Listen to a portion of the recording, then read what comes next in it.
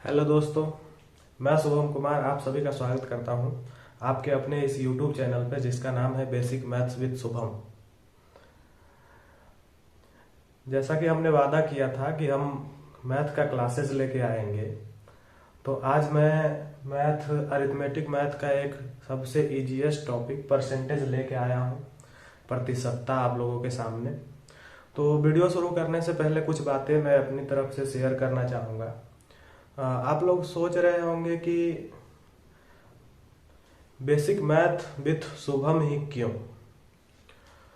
तो अपनी इस 8 साल की जर्नी में जब से मैं मैथ पढ़ रहा हूँ कम्पिटिटिव एग्ज़ाम के लिए, मेरे साथ के दोस्त, मेरे छोटे भाई सब, मैंने अभी तक कम से कम 50 से 100 लोगों का हेल्प किया होगा मैथ बनाने में। तो लोगों को का डाउट होता था, वो मुझे भेजते थे, मैं उनका सोल्व करता था और उन्हें एक्सप्लेन करता था। तो इस दरमियान मैंने देखा कि लोगों के माइंड का लेवल बहुत डिफरेंट है। कुछ लोग एक बार में चीज़ पकड़ लेते हैं, कुछ लोग 2 से 3 बार में समझते हैं। तो मैं इसी कंसेप्ट के साथ आया हूँ कि चीज़ों को बहुत आसानी से आपको समझाया जा सके, जिससे कि एक लो लेवल का बच्चा भी, जिसको कि मैथ्स कम समझ में आता है, तो वो अपनी तैयारी यहाँ से कंप्लीट कर सके, वो मेरे क्लास से कुछ ना कुछ सीख के जाए। बहुत से लोग ऐसे हैं, सिर्फ जैसे जो ब्रिलियंट स्टूडेंट हैं उनको एक बार में मैथ समझ में आता है, वो कहीं से भी पढ़ लेते हैं और उनके लिए टीचर्स की कमी नहीं है। मार्केट में बहुत सारे टीचर हैं जो कि स्पेसिफिक ऐसा ही पढ़ाते हैं जो कि लो लेवल के बच्चों को नहीं समझ में आता है। तो मेरा क्लास स्टार्ट करने का पर्पस यही है कि मैं ऐसा समझाऊं कि हाई लेवल का भी बच्चा समझे, लो लेवल का भी बच्चा समझे। आप एसएससी सीजीएल की भी तैयारी कर सकते हैं मेरे वीडियो से, और रेलवे ग्रुप डी, एनटीपीसी, हालांकि उन मैथ का लेवल अब एनटीपीसी ग्रुप डी में भी कम रहा नहीं है दोस्तों। तो जो एक बंदा तैयारी कर रहा है कि कुछ भी हो जाए, एक नौकरी कोई तो दिला दो, तो उनके लिए ये मैं वीडियो लेके आ रहा हूँ। मैं बेसिक से समझाऊंगा।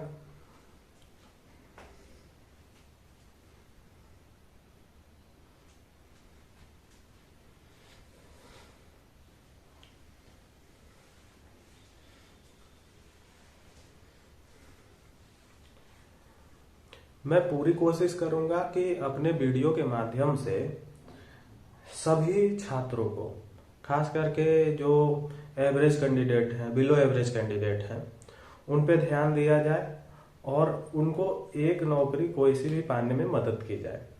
मेरा विचार यही है। मैं जितने लोगों की मदद कर पाऊँ ये मेरे लिए सौभाग्य की बात होगी।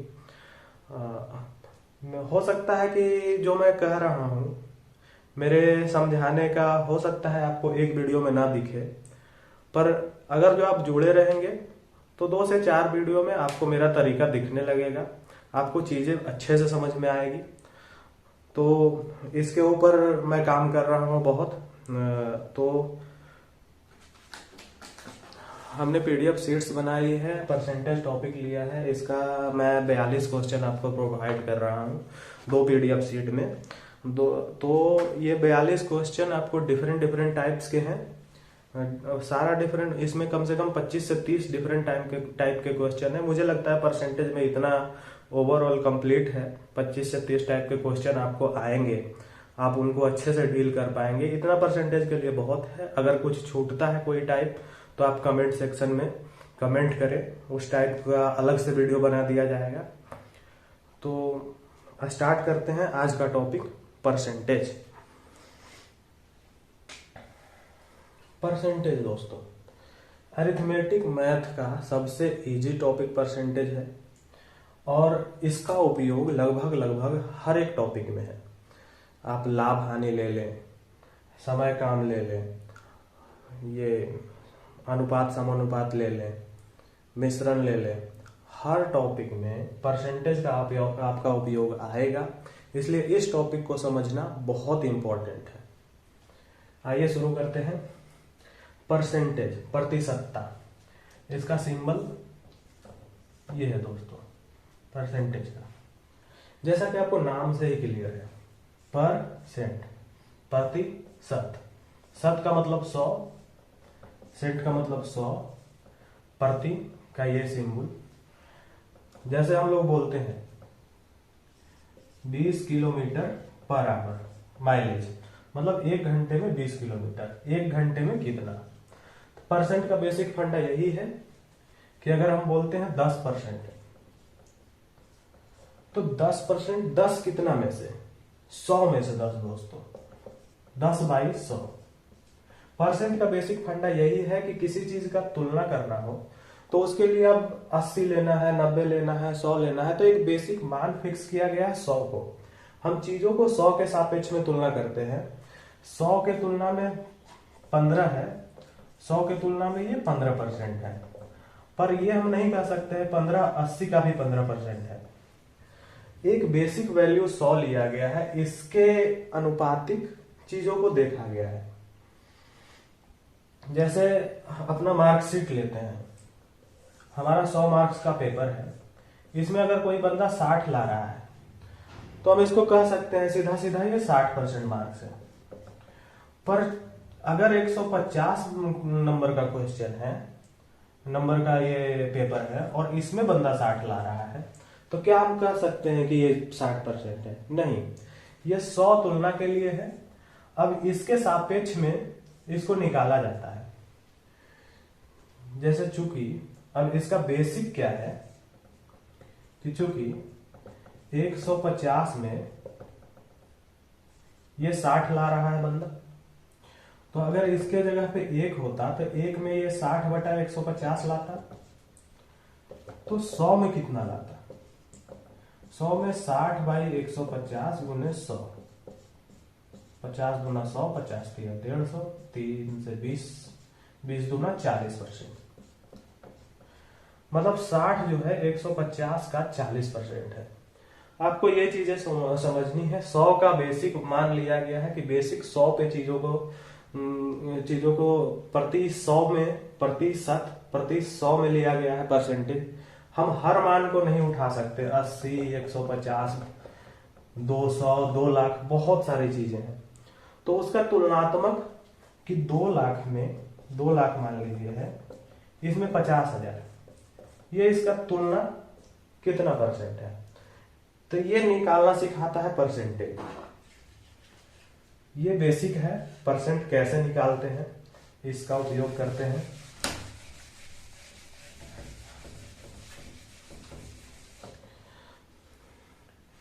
परसेंटेज टॉपिक बनाया क्यों गया है आप ये समझिए। टाइम एंड वर्क तो समझ में आता है, पाइप टंकी समझ में आता है, पर परसेंटेज का उपयोग कहाँ है? परसेंटेज का उपयोग बेसिकली आपका तुलना करने में है कि अगर एक कंपनी, कोई कंपनी एक्स है, अगर 2020 में ये 100 रुपए का इनकम कर रही है और 2021 में ये 122 रुपए का इनकम कर रही है, तो तुलना करना है कि आपका 2020 से 21 में कितना वृद्धि हुआ। तो अब अगर 100 रुपए की कंपनी है, 122, आप सीधा सीधा कर सकते हैं कि 22 रुपए का इंक्रीज हुआ है, 22 रुपए बढ़े हैं। पर अगर ये 150 रुपए की कंपनी होती, 200 रुपए की कंपनी होती, तो 200 रुपए की कंपनी होती अगर, और 235 इसका इनकम होता, तो यहां पर फिर भी बोल सकते हैं कि 35 रुपया इंक्रीज हुआ है। पर एक पैमाना नहीं है। इसी पैमाने को नापने के लिए परसेंटेज बनाया गया है कि यहाँ पर 100 से 122 में 22% इंक्रीज हुआ, और 200 से 235 में 35/200 करेंगे इंटू 100, 17.5% इंक्रीज हुआ। तो ये परसेंट का पैमाना है, ये चीजों को बढ़िया ढंग से एक्सप्लेन करने के लिए है। जैसे एक दूसरा उदाहरण लेते हैं कि मान लीजिए 2 कंपनी है, एक्स और वाई 2 कंपनी है, और एक्स ने 2020 में प्रॉफिट किया है 1 लाख का, और वाई ने प्रॉफिट किया है 2020 में 2 लाख का। अब आपसे पूछा जाएगा कि किसका ग्रोथ ज्यादा है, आप सीधा सीधा बोल देंगे कि 2 लाख, पर ऐसा नहीं है दोस्तों। परसेंट का उपयोग असली में यहां है इसमें अगर मान लीजिए कि एक्स ने 10 लाख रुपए इन्वेस्ट करे थे, ठीक, और बाई ने 30 लाख रुपए इन्वेस्ट करे हैं, बाई ने 30 लाख रुपए इन्वेस्ट करे हैं। अब बताइए कि किसका ज्यादा है। तो अब यहां पे इसी चीज को समझने के लिए परसेंट निकाला जाता है कि 1 लाख इसने प्रॉफिट किया और इसका 10 लाख पूंजी है, तो 1 लाख 10 लाख का कितना परसेंट हुआ। तो ये 10% इसका प्रॉफिट है। आप इसको बटा करेंगे, 10 लाख को बटा मिलाएंगे इंटू 100, वो काटेंगे 10% आएगा। 10% इसका प्रॉफिट है। और इसका प्रॉफिट देखते हैं, 2 lakh divided by 30 lakh into 100, 5 से 5, 0 से 0, 20/3, मतलब 6.2/3%। अब बताइए दोस्तों, किसका प्रॉफिट परसेंटेज ज्यादा है। परसेंटेज ये 10% ज्यादा है। तो ये चीज को समझने के लिए ही परसेंटेज का इजाद किया गया है। परसेंटेज और कुछ नहीं है, तुलना करने के लिए बनाया गया है।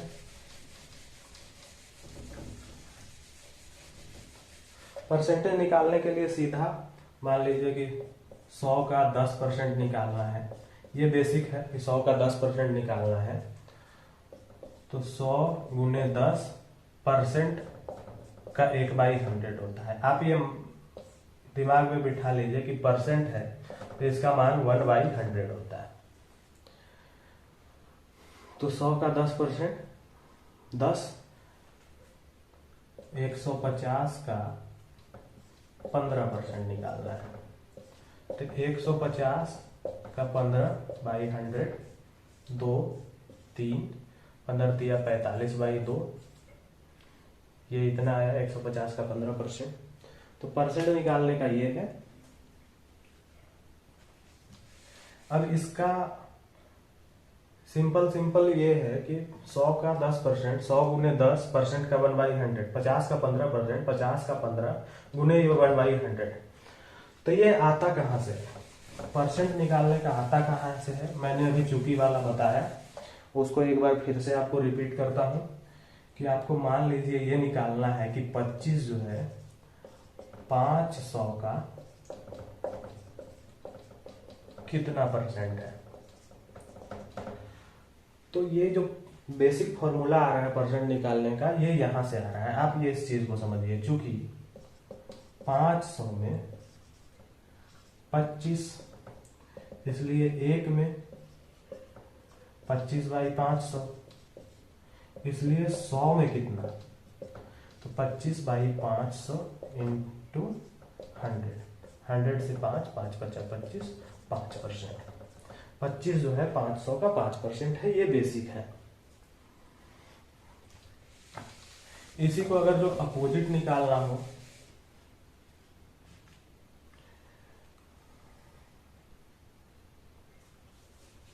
$500 का 5% निकालना हो तो सिंपल 500 गुने 5 गुने 1/100, 5 × 25। अभी तक हमने सीखा कि परसेंटेज कैसे निकालते हैं, परसेंटेज में चेंज कैसे करते हैं। अब हम ध्यान देंगे फ्रैक्शन पे। परसेंटेज जो टॉपिक है इसमें फ्रैक्शन का उपयोग बहुत है, जिससे कि टाइम बचता है। जैसे मान लीजिए कि आपको 150 का 10% निकालना है, तो सीधा प्रोसेस है 150 गुने 10 गुने 1/100। अब इसको आप काटिएगा 10 से 15%। तो इस टाइम को बचाने के लिए, क्योंकि एक एक सेकंड मैटर करता है, तो आपको जहां पे ये 10% दिखे, आपको ये समझ में आना चाहिए। ये तुरंत नहीं होगा, रटने से नहीं होगा, ये आपको समझने से ही आएगा कि 10% जहां भी दिखा तो 10 को क्या लिख सकते हैं, 10 गुने 1/100, मतलब 1/10।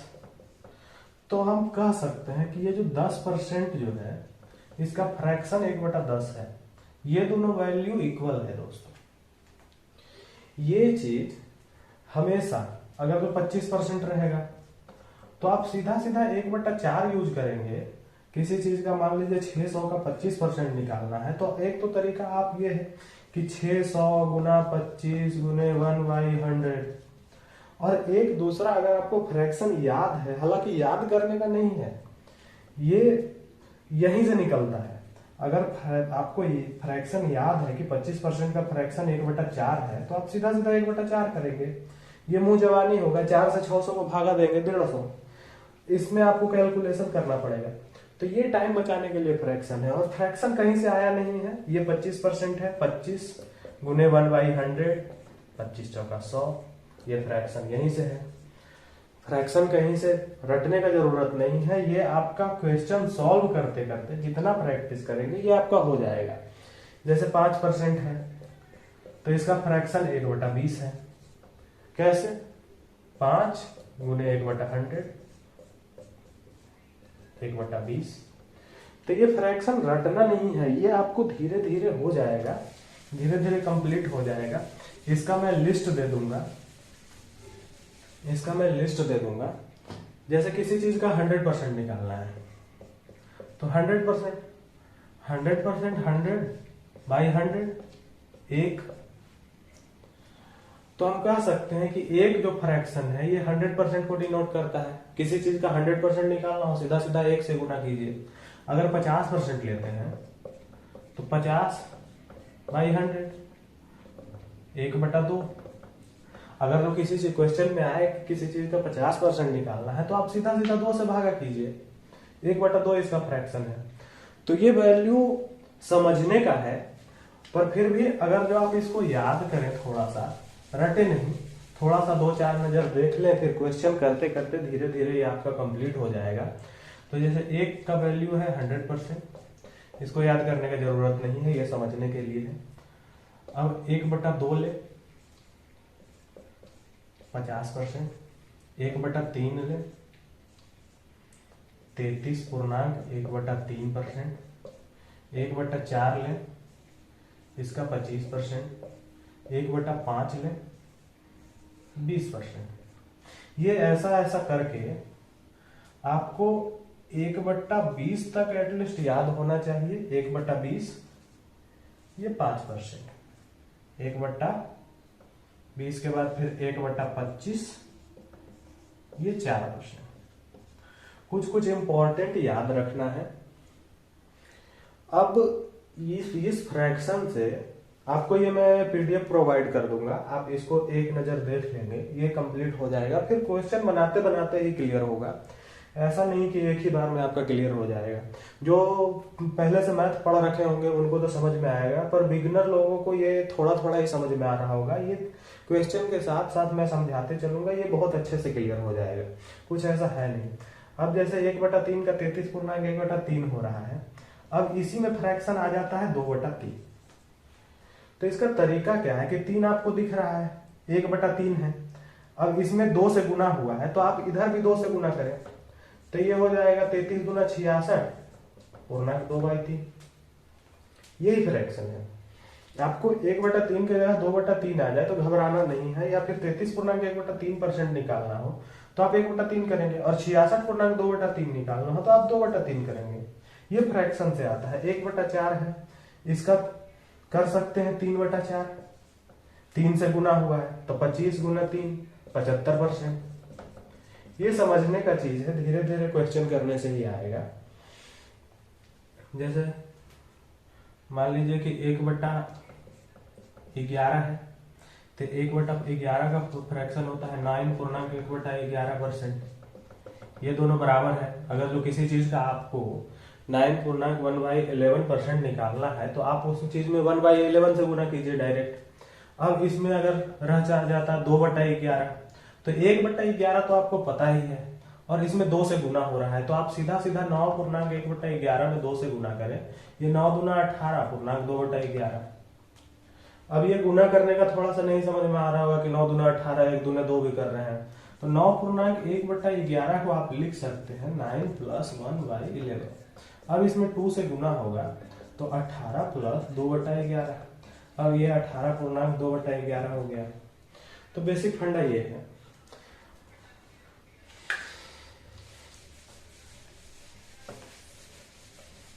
आशा करते हैं कि आपको क्लियर हुआ होगा। अगर ये चीज थोड़ा सा नहीं भी क्लियर हुआ है तो क्वेश्चन के साथ साथ करेंगे। और ये मोस्ट इम्पोर्टेंट है, फ्रैक्शन वाला आपको याद रखना है, इसको आप इग्नोर नहीं कर सकते। अब हम चलते हैं अपनी पीडीएफ की ओर। ये पीडीएफ आपका डिस्क्रिप्शन में प्रोवाइड कर दिया जाएगा। इसमें फर्स्ट सीट है, फर्स्ट सीट में आपका मैंने दिया है 25 क्वेश्चन। तो ये रेलवे और एसएससी का ही प्रीवियस ईयर का क्वेश्चन है, जो कि टाइप वाइज मैंने छाट रखे हैं। जो टाइप थोड़ा ज्यादा इंपॉर्टेंट है उसके क्वेश्चन 2-3 मिलेंगे, जो टाइप थोड़ा कम आता है उसका एक क्वेश्चन मैंने डाला है। तो इस ढंग से है, बहुत अच्छे से अरेंज किया है। अब आप क्वेश्चन के माध्यम से समझिए चीजों को, वो ज्यादा बेटर रहेगा। परसेंटेज का शुरू करते हैं। क्वेश्चन नंबर 1, ये मैं जो भी क्वेश्चन बोलूंगा आपके स्क्रीन पे आएगा, आप उसको पॉज करके थोड़ा सा एक बार अपने से पढ़ लीजिए और फिर देखिए।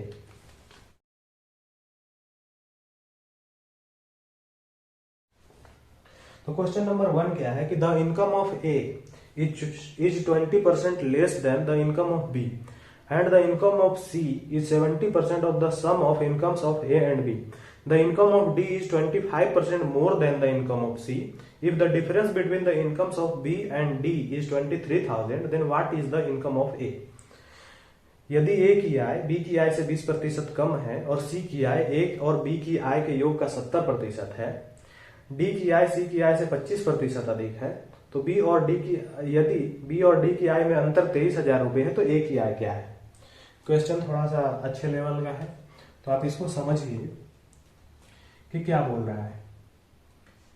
ए की आय बी की आय से 20% कम है, तो यहाँ पे हम बी का परसेंटेज में एक चीज ध्यान रखिएगा कि एक्स मानने से बेटर है कि आप वैल्यू 100 माने, जहां पे कैलकुलेटिव ज्यादा हो वहां पे 1000 माने। एक्स मानने के चक्कर में आप फंसेंगे दोस्तों, वो अच्छा नहीं है।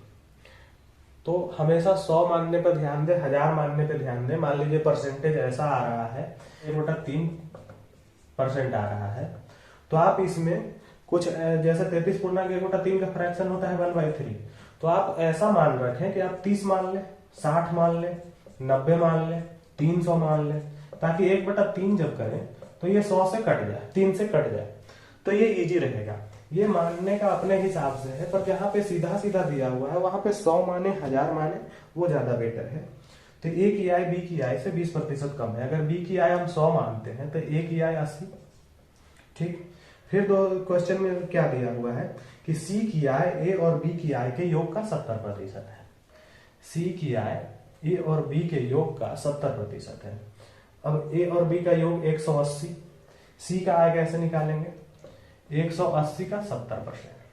अब या तो अब 180 का 70% आप ऐसे कर लें कि 180 गुने 70 बाई 100, या फिर 70% का फ्रैक्शन ले लें, 180 गुने 7 बाई 10, मान उतना ही आना है, 8 सत्ते 56, 1 सत्ते 7 और 5 12। सी का मान आया 126। डी की आय सी की आय से 25% अधिक है। अब डी की आय सी की आय से 25% अधिक है, 126। अभी मैंने बताया था दोस्तों फ्रैक्शन 25% अधिक है, मतलब 125% है। तो 125/100 इसको आप कर सकते हैं 5/4। तो अगर डायरेक्ट 5/4 से करेंगे तो 125% आएगा, ये नॉर्मल है। पर अगर आपको नहीं समझ में आ रहा है तो आप 126 का 125/100 डायरेक्ट निकाल सकते हैं, वो धीरे धीरे समझ में आने लगेगा। 4, 5, 25 चौका 100, 25, 25। अब 4 से इसको काटे इस ढंग से, तो मैं यहाँ पे 5/4 करता हूँ, 125% है। अब 2 दूना 4, 63, तो ये डी का मान 63 × 5, 6×5 315/2 आया।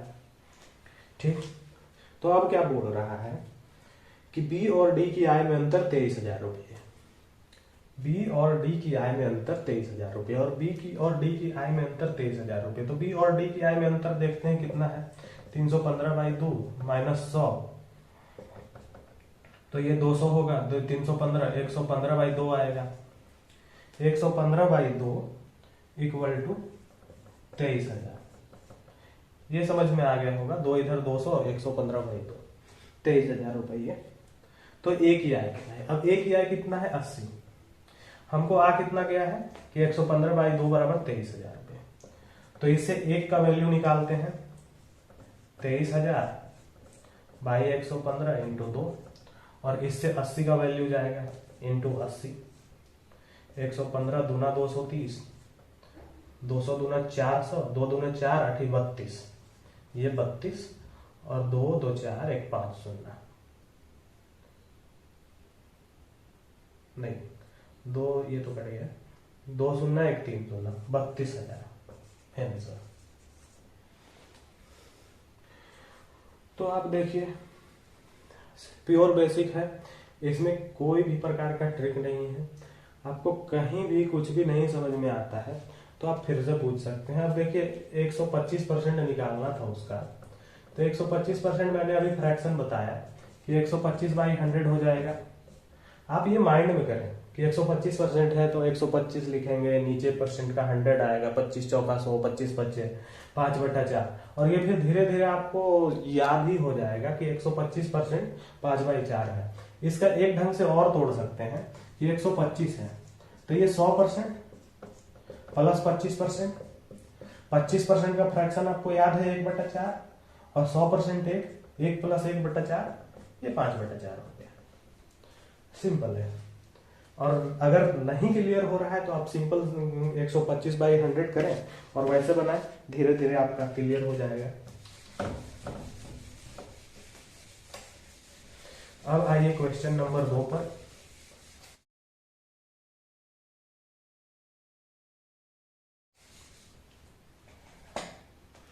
क्वेश्चन नंबर 2 कह रहा है Radha saves 25% of her income if her expenditure increases by 20% and her income increases by 29%, then her savings increase by। Radha अपनी आय का 25% बचाती है यदि उसके व्यय में 20% की वृद्धि होती है और उसकी आय में 29% की वृद्धि होती है तो उसके बचत में कितनी प्रतिशत वृद्धि होती है। अब इस क्वेश्चन को लेंगे, बहुत आसान सा क्वेश्चन है। राधा अपनी आय का 25% बचाती है, ठीक। तो मान लीजिए राधा की आय 100 रुपये है, ठीक, और ये बचाती कितना है, सेविंग जो है इसका ये 25% बचाती है, तो 100 का 25% 25 बचाती है, ठीक। तो इसका अगर 25 बचा रही है तो इसका एक्सपेंडिचर खर्च कितना हो जाएगा 75।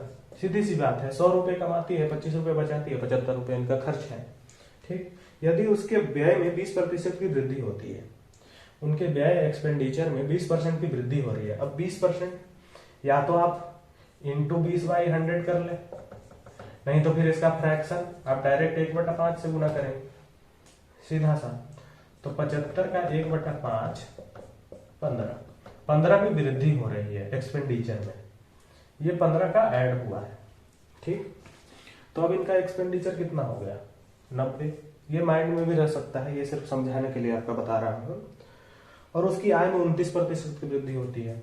हमने 100 माना है, इसका कितना इजी पड़ना है कि 29% वृद्धि 129, टोटल 129, ठीक।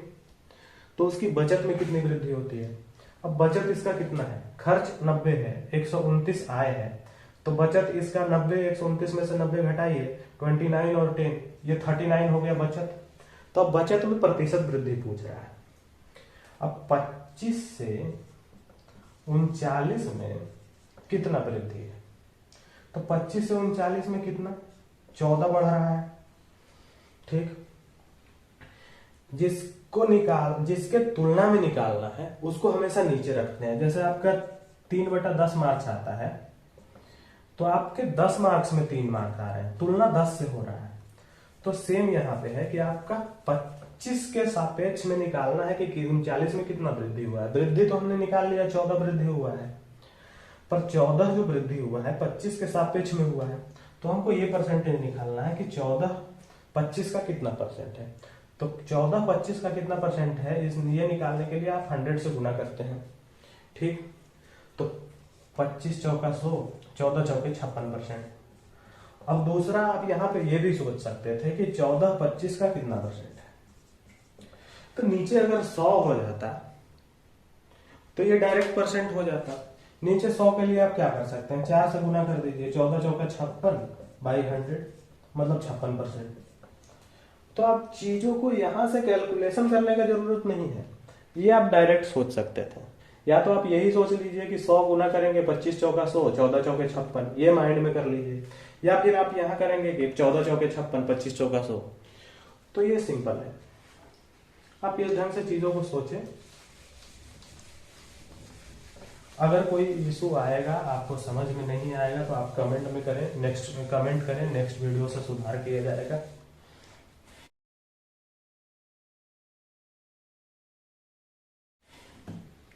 क्वेश्चन नंबर 3 पे आते हैं। गौरव प्रतिदिन 800 रुपए कमाते हैं, कुछ हफ्तों के बाद वह प्रतिदिन 960 रुपए कमाता है, उसकी दैनिक आय में कितने प्रतिशत की वृद्धि हुई? गौरव earns 800 per day, after some weeks he earn Rs 9600 per day, what is the percentage increase in his daily income? ये सीधा सीधा परसेंटेज ही पूछ लिया है कि गौरव 800 रुपये अर्न कर रहा है और अगले सप्ताह गौरव 960 रुपये अर्न कर रहा है, तो इसका परसेंटेज इंक्रीज क्या है? तो परसेंटेज इंक्रीज निकालने के लिए सबसे पहले इंक्रीज देखिए कितना है, तो 160 रुपए का इंक्रीज है। कितना में से? बेस ये है कि किससे तुलना कर रहा है, कि 800 से तुलना कर रहा है कि 960 कितना ज्यादा है। तो 800 आपको नीचे लेना है, इंटू 100, 2 शून्य काटिए, 2 शून्य 160, 8 दूना 16, 20% आंसर। अब यहाँ पे ये देखिए, फिर से आप यही सोचिए कि 160 था, इसका परसेंटेज निकालना है 800 का। तो अगर नीचे 100 हो जाता, अगर ये 100 हो जाता, तो सीधा सीधा 800 में 100 से 8 से भागा करेंगे, ये 100 हो जाएगा। 160 में आप 8 से डायरेक्ट भागा करें, 8 दूना 16, 20%। इजी है।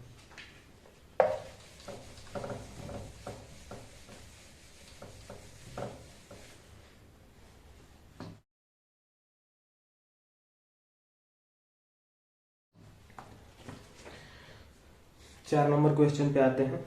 Gita scored 30% and failed by 50 marks, while Sandeep, who scored 45% marks, got 25 marks more than the minimum marks required to pass the examination. How many marks did Vimal get if he scored 64% marks? Gita ने 30% अंक प्राप्त किए हैं और 50 अंकों से अनुत्तीर्ण हो गई है, जबकि संदीप जिसने 45% अंक प्राप्त किए हैं, उसे परीक्षा उत्तीर्ण करने के लिए आवश्यक न्यूनतम अंकों से 25 अंक अधिक प्राप्त हुए हैं। विमल को कितने अंक मिलेंगे अगर वह 64% अंक प्राप्त करता हो? ये क्वेश्चन थोड़ा अच्छा लेवल का है, आप इसको अच्छे से समझिए। बोल रहा है कि गीता जो है 30% स्कोर कर रही है और 50 अंकों से फेल हो गई है, मतलब जितना पास मार्क्स चाहिए था उससे इसको 50 कम आए हैं। इसका हम सोच सकते हैं कि इसको 50 नंबर कम आए हैं। 30% ला के भी ये 50 नंबर से फेल हुई, मतलब 50 कम आया है। किससे 50 कम आया है? जितना पासिंग मार्क्स था उससे 50 कम आया है। फिर संदीप जिसने 45% स्कोर किया, उसे परीक्षा उत्तीर्ण करने के लिए आवश्यक न्यूनतम अंकों से 25 अंक अधिक प्राप्त हुए, 25 अंक अधिक प्राप्त किए हैं। 25 अंक अधिक प्राप्त किए हैं, इसका मतलब ये है कि जो मिनिमम बॉर्डर लाइन है कि परसेंटेज जिस पे लोग पास कर रहे हैं, न्यूनतम प्रतिशत अंक जो पास का क्राइटेरिया है कि इतना परसेंट मिनिमम लाना है, उससे ही 25 ज्यादा ला रहा है और उससे ये 50 कम ला रहे हैं। बेसिक क्वेश्चन ये है, उसे परीक्षा उत्तीर्ण करने के लिए 25 अंक अधिक प्राप्त हुए। तो अब यहाँ पे ये चीज समझना है दोस्तों, इस क्वेश्चन में यही चीज समझना है कि मान लीजिए ये बॉर्डर लाइन है, बॉर्डर लाइन ये कट ऑफ है कि मिनिमम इतना मार्क्स लाना था। अब ये बंदा इससे 25 नंबर एक्स्ट्रा ला रहा है और ये बंदा 50 नंबर कम ला रहा है, मतलब इसको यहां तक पहुंचने के लिए 50 नंबर चाहिए थे और ये 25 नंबर आगे है। मतलब अगर दोनों का गैप देखा जाए तो दोनों के बीच में गैप 75 मार्क्स का है, 75 मार्क्स का है। अब 75 मार्क्स का है और उसके बाद एक दूसरे ढंग से देखिए कि इसने 30% स्कोर किए हैं और इसने 45% स्कोर किए हैं, तो यहाँ पे 15% का गैप है। मतलब हम ये कंक्लूजन निकाल सकते हैं कि 15% का जो गैप है ये 75 मार्क्स के बराबर है सीधा। अब चूंकि 15% बराबर 75, तो 1% बराबर 75/15, 100% बराबर 75/15 गुने 100, तो 15×5 = 75, तो 500। अब ये 500 मार्क्स आए, ये मैक्सिमम मार्क्स आया। 100% मार्क्स का पेपर होता है, इसमें हमने 500 मार्क्स निकाल लिया। ठीक, अब क्या पूछ रहा है कि विमल को कितने अंक मिलेंगे और अगर वह 64% अंक प्राप्त करता हो। तो सीधा सीधा 500 का 64% निकालना है। 500 इंटू 64/100, 100 से 100, 64 बचे 320 मार्क्स आंसर। यहाँ पे बेसिक समझना ये था कि एक कट ऑफ पॉइंट होगा जिससे 50 मार्क्स ये कम ला रहे हैं, 25 मार्क्स ये बेसी ला रहे हैं, अधिक ला रहे हैं। इनका स्कोर 30% है, इनका स्कोर 45% है।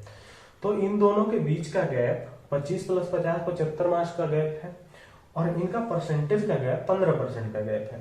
अब 15% का गैप है और 75 मार्क्स का गैप है, तो इससे ये क्लियर होता है कि 15% बराबर 75। 15% तो आप 100% फुल मार्क्स भी निकाल सकते हैं, या फिर यहां से डायरेक्ट 64% भी निकाल सकते थे कि 15% बराबर 75, तो 75/15 गुने 64%, 15×5 = 75, 64 × 320। यह स्टेप करने की जरूरत नहीं थी, ये आपको समझाने के लिए बताया गया है। तो ये क्लियर है। अब आप नेक्स्ट क्वेश्चन पे आइए।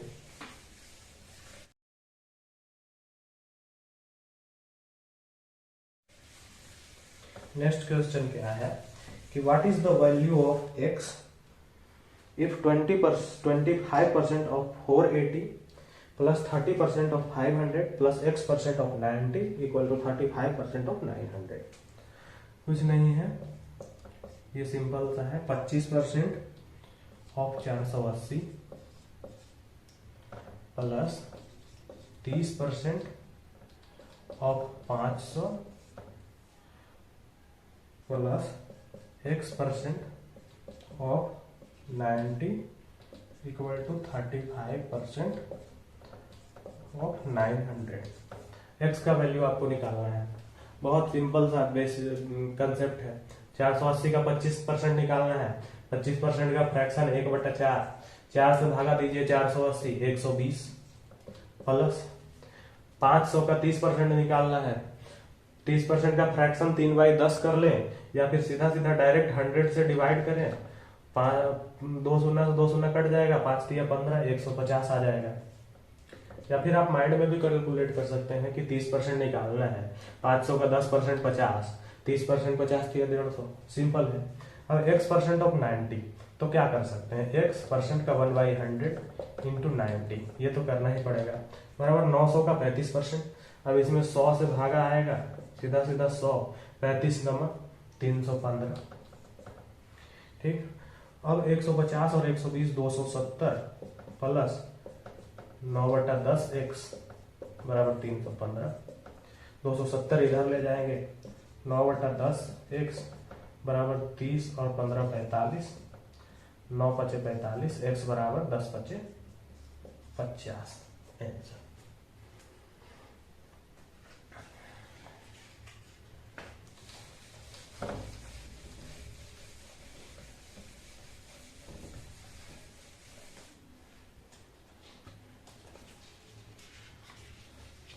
सिक्स नंबर क्वेश्चन पे आते हैं।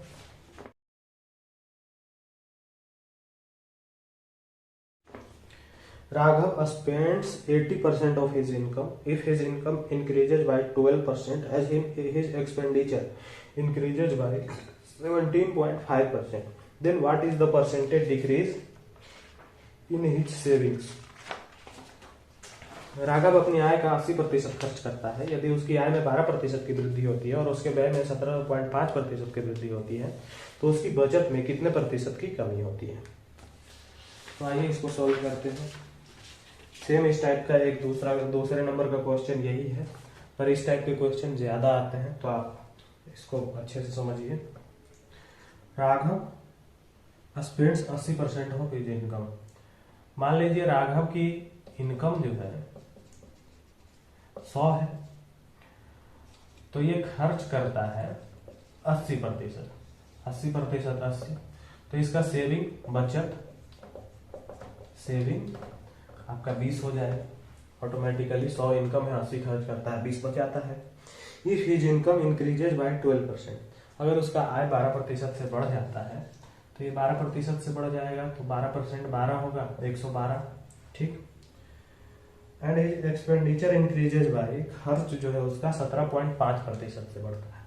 अब 80 का 17.5% आप लिख सकते हैं, 80 गुने 17.5 बाई 100। अब यहाँ पे वही 4, 5, 5 से आप काट ले, 5 तिया 15, 5 पचे 25, 35 चौके 140, तो 1.14, तो इसका खर्च जो है 94 हो जाएगा। तो पूछ रहा है इसका बचत कितना % से घट जाता है। अब इसका बचत निकालते हैं। 194, 112 में से घटाएंगे तो 94, 600 और 12, 6, 18, इसका बचत आ गया 18। तो कितना घटा है, कितना घटा है। अब सीधा सीधा 20 में 2 की कमी है, तो 2 कमी है 20 में, 1/10, 1/10 आपका फ्रैक्शन 10% का है, ये नहीं होता है तो आप सीधा सीधा 2 लिखें, 20 लिखें, 100 से गुना करें, 20, 50, 100, 5 दूनी 10%।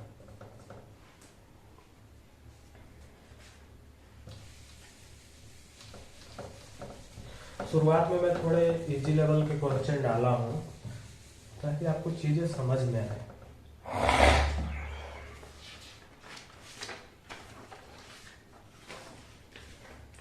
7 नंबर क्वेश्चन पे ध्यान दीजिए।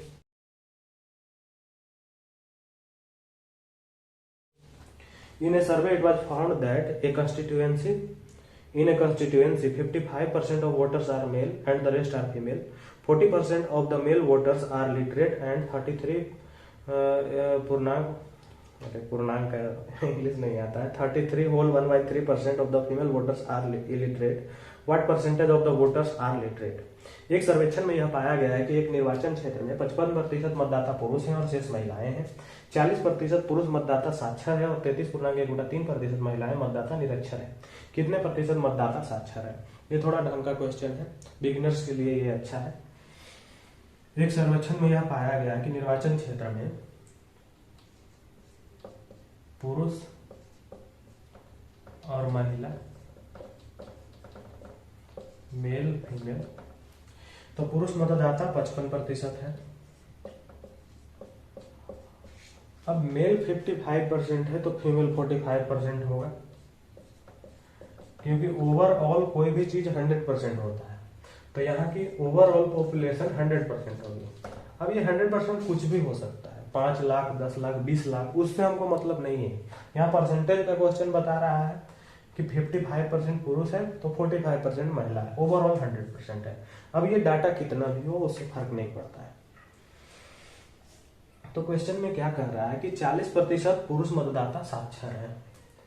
अब इसमें साक्षर होंगे, 2 ही चीजें होते हैं, या तो साक्षर होंगे नहीं तो निरक्षर होंगे, बीच का तो कुछ होता नहीं है। साक्षर, निरक्षर। अब इसका बोल रहा है कि 40% पुरुष मतदाता साक्षर है। अब इसका 40% वही 55 का 40 बाई 100 कीजिए, या 40% का सीधा सीधा फ्रैक्शन आप याद रखिए, 2/5, 1/5 20% का होता है, 2/5 40% का होता है, ये आता वहीं से है। 40/100 को डिवाइड करेंगे तो 20 दूना 40, 20 50 100। तो फ्रैक्शन आप याद रखिए, सीधा सीधा 2/5 करेंगे, 5 से 11, 11 दूनी 22, 22 इसके साक्षर है, 22 इसके साक्षर है, तो इसका 33 निरक्षर है। परसेंट लेके चलिए, ठीक। और बोल रहा है कि 33.1/3% महिला निरक्षर है। 33.1/3, अब 45 का 33.1/3। अब इसको या तो ये कीजिए कि 45 गुने 33 दिया 99, 100/3 और परसेंट का मान 1/100 और ऐसा करके निकालिए 3 से 15। या फिर आप इसको 33 को 1/3 फ्रैक्शन याद रखिए कि 1/3 है, तो 45/3 15 डायरेक्ट। तो ये जो टाइम बच रहा है यही आपको बचाना है। तो यहाँ पे 15 इसका निरक्षर है, 15 निरक्षर है, तो इसका 30 साक्षर हो गया। अब क्या पूछ रहा है कि कितने प्रतिशत मतदाता साक्षर है। साक्षर 22% प्लस 30%, मतलब 52% मतदाता साक्षर है। क्लियर है?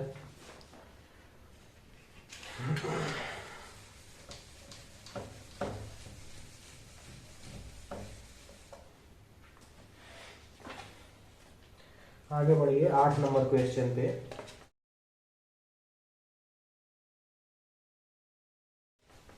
कि in an examination of 180 marks of a subject, 75% marks are allocated for the theory and the rest for project work. Veena scored 60% in theory. What percentage of marks must she score in project to achieve an overall 62% marks in the subject? एक विषय के 180 अंकों की परीक्षा में 75% अंक theory के लिए है और शेष परियोजना कार्य के लिए आवंटित किए जाते हैं। वीना ने थ्योरी में 60% अंक हासिल किए, तो टोटल 62% अंक प्राप्त करने के लिए उसे प्रोजेक्ट में कितने प्रतिशत अंक प्राप्त करने होंगे। तो आप एक देखिए कि 180 अंकों की परीक्षा है, ठीक, और इसमें 75% अंक थ्योरी के लिए और शेष परियोजना कार्य के लिए। अब 75% मतलब 3/4, 25% का फ्रैक्शन 1/4, 75% का फ्रैक्शन 3/4, या फिर 75/100 कर लीजिए। तो इसका 3/4 होगा, 45 चौके 180 और 45 दिया 135 होगा, और इसका 45। तो क्या बोल रहा है कि 75% थ्योरी के लिए है, ये मार्क्स थ्योरी के लिए है और ये मार्क्स प्रैक्टिकल के लिए है, ठीक।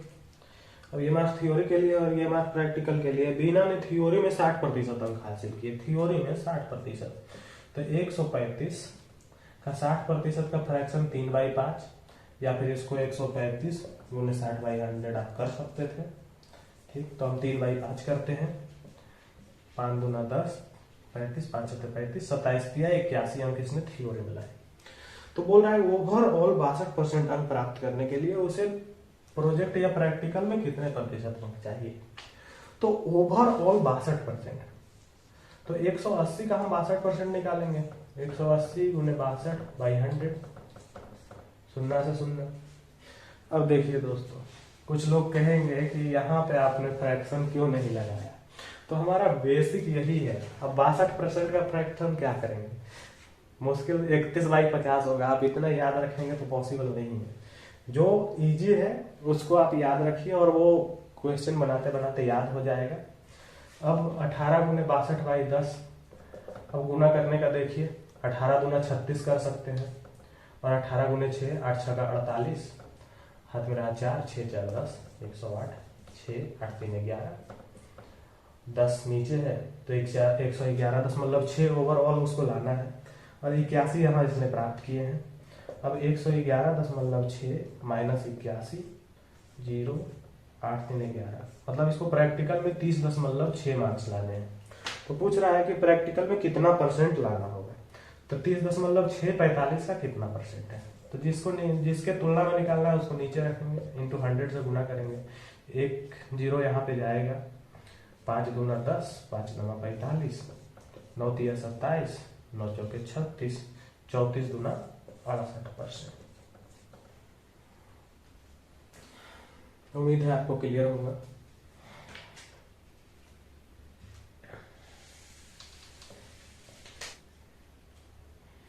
ठीक, आगे बढ़ते हैं। 8 number question, in an examination of 180 marks of a subject. अच्छा 8 तो हो ही गया। 9 number question,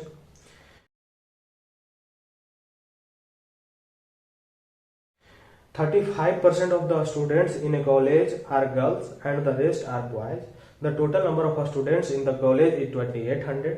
75% of boys and 85% of girls pass the final examination, the percentage of total students who pass the final exam is.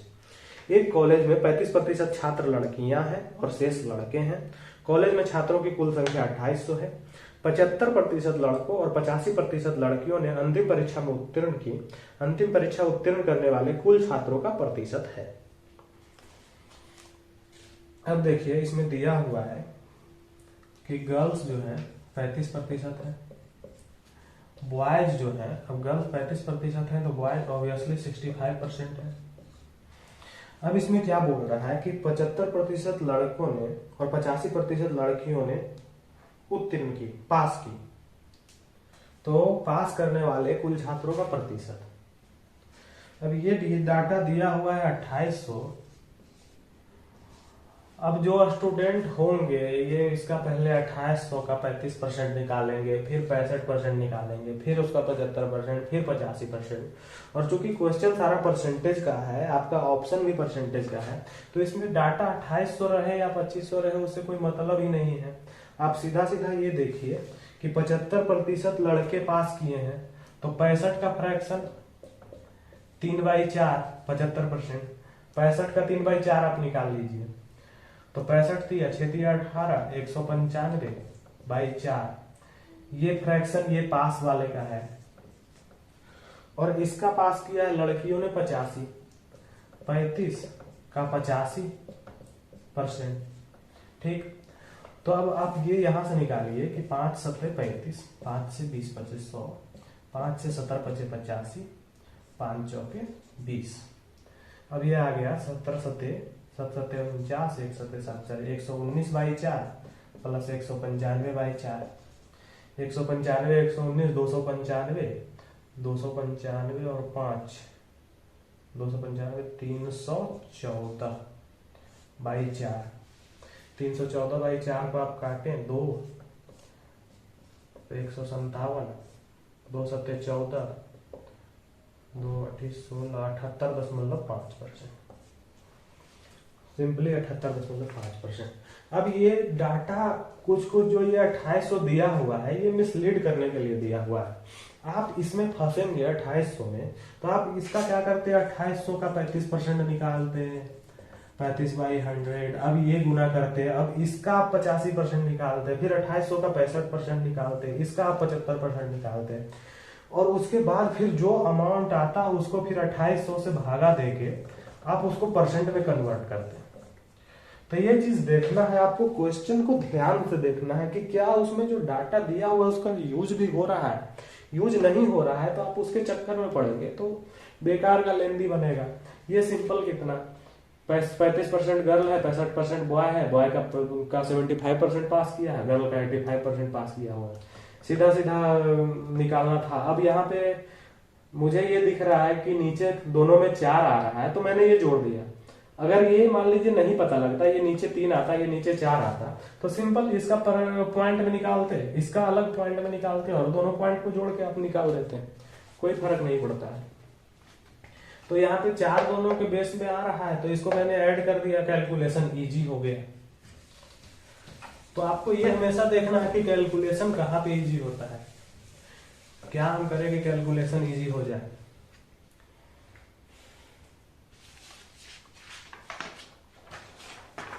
अब 10 number question पे आइए।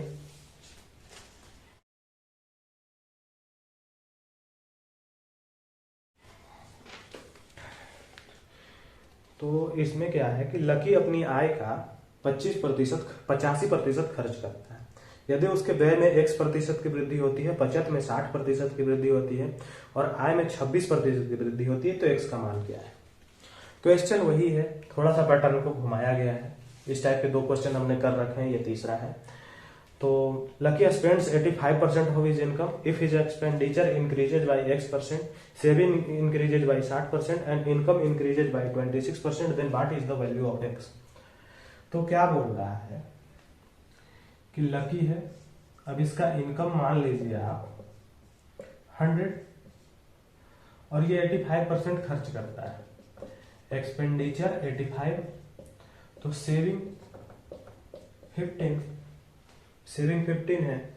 यदि उसके व्यय में X% की वृद्धि होती है, x% increase in his expenditure, मान लीजिए x% की वृद्धि हो रही है, ठीक, यही x निकालना है आपको कि x क्या है। उसके बचत में 60% की वृद्धि होती है, सेविंग में 60% की वृद्धि होती है। 60 का फ्रैक्शन 3/5, ठीक, 5 तिया 15, 3 तिया 9, मतलब कि 9 का वृद्धि हुआ है, 15 9 24, 24। और आय में 26% की वृद्धि होती है। इनकम में 26% की वृद्धि होती है, सीधा सीधा 126 का इंक्रीज होगा। तो पूछ रहा है एक्स का मान। अब इनकम इतना है, सेविंग 24 है, तो इसको हम कह सकते हैं कि इसका एक्सपेंडिचर 102 है। अब यही x% इंक्रीज होके 102 हुआ है, ये परसेंटेज आपको x% निकालना है, तो सीधा है 85 इसके तुलना में निकालना है। पहले ये देखिए कि कितना इंक्रीज हुआ है, तो 15 2 17, 17 इंक्रीज हुआ है, किसके तुलना में निकालना है, 85 इंटू 100, 70 बचे 85, 5 से 20%।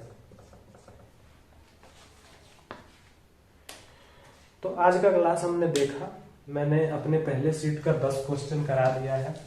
अब टोटल 42 क्वेश्चन है, 32 क्वेश्चन वो एक क्लास या 2 क्लास में मैं कंप्लीट कर दूंगा, तो आपका परसेंटेज 2 क्लास या 3 क्लास में कंप्लीट हो जाएगा। अगर आपको ये क्लासेस समझ में आई है, कुछ आपको इम्प्रूव मतलब कुछ अलग चाहिए, कुछ लग रहा है कि मेरे समझाने के शैली में दिक्कत है, आप कमेंट करें, उसको इम्प्लीमेंट किया जाएगा। तो और अगर आपको अच्छा समझ में आ रहा है, आपको समझ में आ रहा है कि बेसिक ये आपके लिए फायदेमंद है, आपके दोस्तों के लिए फायदेमंद है, तो लाइक करें, सब्सक्राइब करें, कमेंट करें। आपके कमेंट से ही हमें पता लगेगा कि हमें क्या इम्प्रूव करना है, नहीं करना है। तो बहुत बहुत धन्यवाद दोस्तों, जय हिंद।